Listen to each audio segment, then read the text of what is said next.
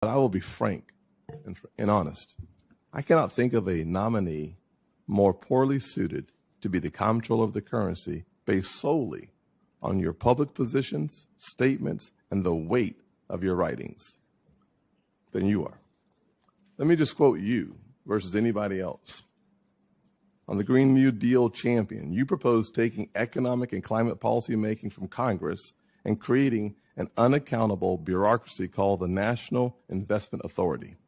In a roundtable this year, you pushed to make the NIA the dedicated institutional platform at the federal level for really being the kind of fighting muscle of the Green New Deal and fighting muscle of, all of these other movements that pursuing environmental justice, social, economic justice, equality, and so on. Your disdain for the financial services industry. In 2019, in a documentary titled, I'll be kind, Buttholes, A Theory, you said, the financial services industry, in my view, and I don't think I'm alone here, is the quintessential butthole industry. Killing American Energy and Jane Family Institute seminar in March of this year, you proposed bankrupting the coal and oil and gas industries, saying we want them to go bankrupt if we want to tackle the climate change. That's really hard to misunderstand. On nationalizing banking, last year, i.e. 2020, not 10 years ago, not 20 years ago, just last year. Paper you titled, The People's Ledger, How to Democratize Money and Finance the Economy. You proposed reforms to, and I quote, effectively end banking as we know it by nationalizing, the quote you had was effectively ending banking as we know it. How? By nationalizing retail banking.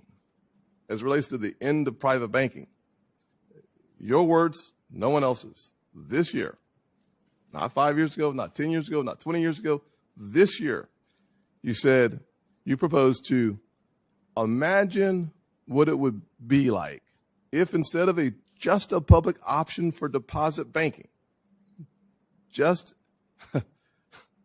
instead of just a public option for deposit banking, this would be actually the full transition.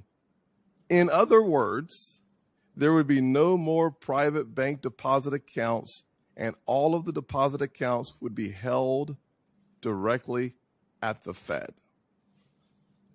I want to say that one more time because this is what really, among all the other comments, it's quite disturbing. This is not a position that you took years ago. This is something that you spoke to this year. And I quote, imagine what it would be like if, instead of just a public option for deposit banking, this would be actually the full transition.